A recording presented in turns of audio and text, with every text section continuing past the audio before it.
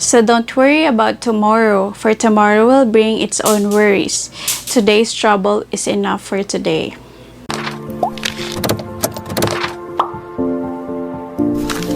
Hello everyone! Welcome to my channel. Ako si Shari and I am based here in Cagayan de Oro City. For today's video guys, naisipan ko lang na i-share sa inyo yung mga pieces of clothing na meron ako na ginamit ko sa event. So naisipan ko lang guys because I already reached 1,000 subscribers and I'm really thankful po sa lahat ng nagsusupport sa akin. Sana po na patuloy po kayong mag-support at hindi po kayo magsawang manood ng mga videos ko dito sa aking channel. And please also do leave your comments down below para makita ko po kung sino-sino po kayo. So, thank you so much po sa lahat.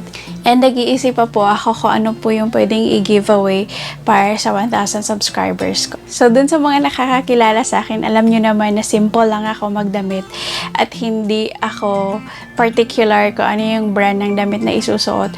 And I am also more on comfort than fashion. So, basta, yun nga guys, naisipan ko lang mag-share because I remember those events and invitations na natanggap ko because I am vlogging. So if you're interested po pala to do vlogs, please comment down below para maka-help ako or maka-give ako ng tips para sa inyo.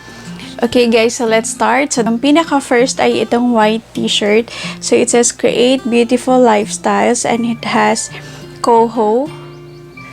Ayan, it has Coho at the back by Vistaland. So, Coho means condo homes. Got this shirt from the first event na in-invite yung CDO Vloggers and nakapunta ako. And binigay nila ito as token and meron din silang binigay na mug. So, sobrang gusto ko siya kasi dry fit siya. So, malamig siya sa katawan and hindi siya masyadong mainit. Yun nga, hindi masyadong mainit, malamig. So, ayun. So, gusto ko din yung color niya kasi favorite color ko yung shades ng blue.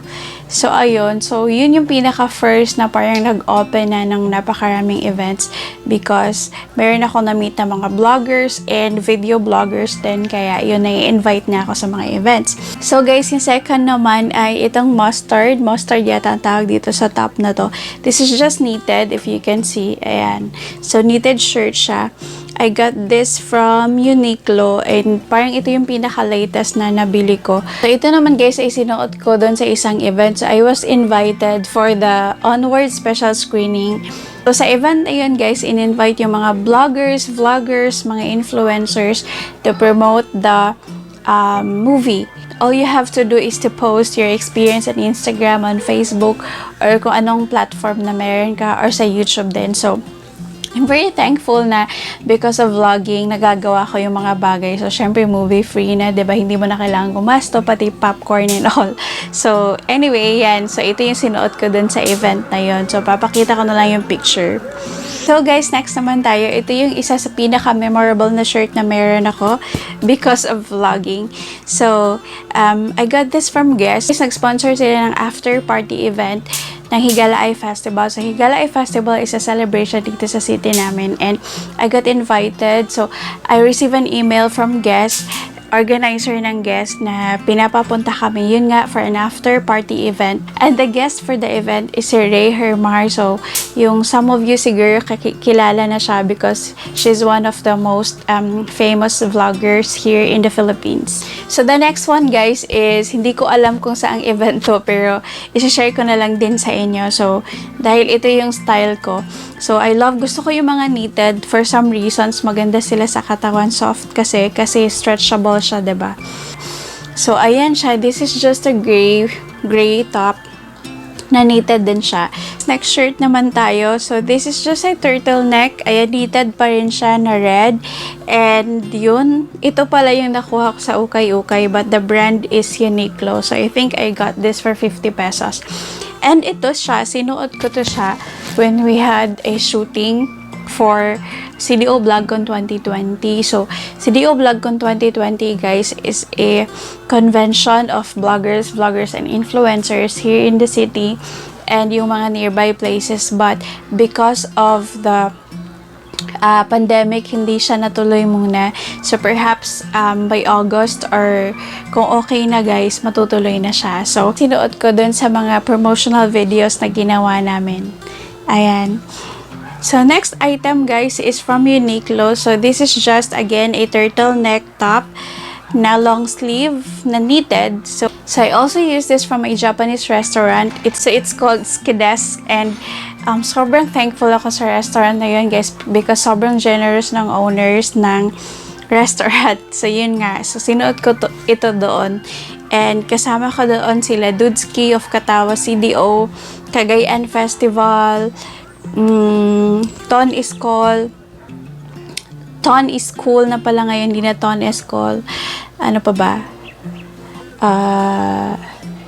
Yun, basta. So guys, next item naman tayo is this top.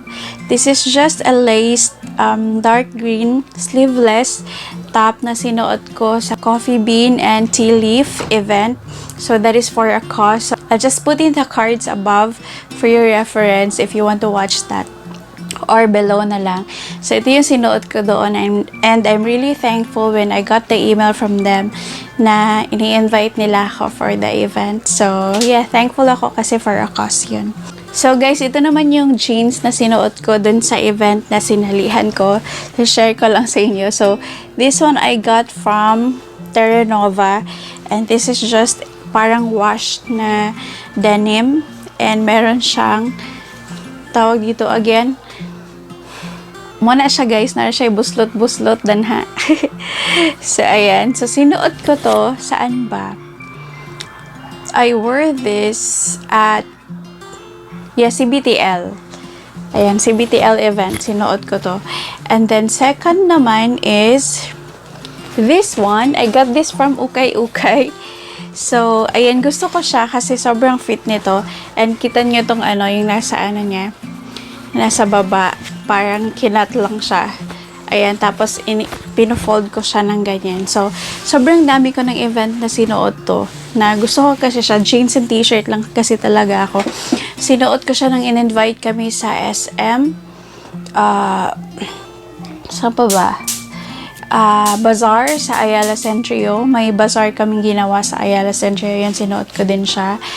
And, saan pa ba? Hindi ko alam. Basta gusto ko sinusuot to kasi malambot yung cloth niya.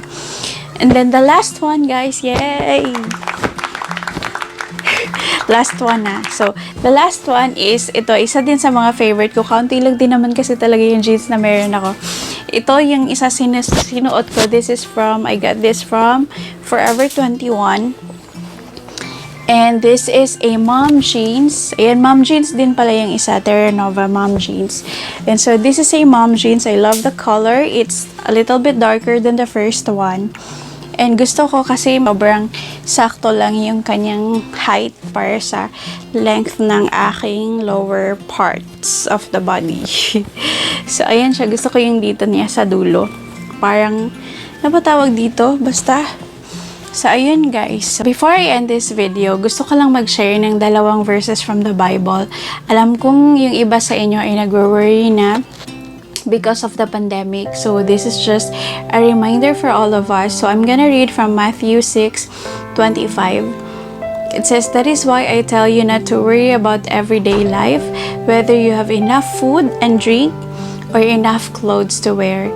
Isn't life more than food and your body more than clothing? Look at the birds. They don't plant or harvest or store food in barns, for your heavenly Father feeds them.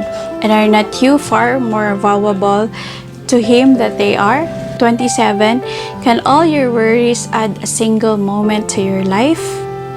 Ayan siya. So, sa 34 naman guys, it says, "So don't worry about tomorrow, for tomorrow will bring its own worries. Today's trouble is enough for today." And guys, that is just a reminder for all of us about worrying, that it cannot add a day in your life. So that is not from me, that is from the Bible. So if you are one of the persons na ga-worry na sa tungod ani na mga panahon guys, I just want to share the peace that I have in me. I also cannot understand, but I just know that I have Jesus in my heart, and that is why I'm not worrying about things that much. So yeah, gusto kong i-impart sa inyo. So if ikaw yung isa sa person na sinasabi ko, I just want you to close your eyes and say this prayer as your own. So let's pray. Lord, I thank you, God, for this moment. I thank you, God, for this day. Lord, I thank you for the life that you have given me. I'm opening my heart to you. And Jesus, I want you to get inside my heart. I want you to sit at the throne of my heart. And I want you to lead me the way I think, the way I act, the way I live. I want you to be my king. I want you to be at the throne of my heart and guide me and give me wisdom and knowledge in all that I do. Lord, I acknowledge that I am a sinner. Marami akong nagawang kasalanan that are against you, God. And I want to ask forgiveness for that. And I want you to cleanse me from all unrighteousness. And I want you to just be with me sa lahat ng gagawin ko. Jesus Christ, I want you to lead me and to guide me. And I want you to give me the peace and to help me not to worry about life. I want you to guide me and to keep me sane sa lahat ng mga pangyayari, sa lahat ng mga difficulties na pinagdadaanan ko. I want you to give me the peace that I needed, and I entrust everything unto you.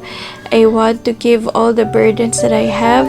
I want you to help me carry all the burdens, Lord, so that I can go on with my life, so that the heaviness in my heart would fade away.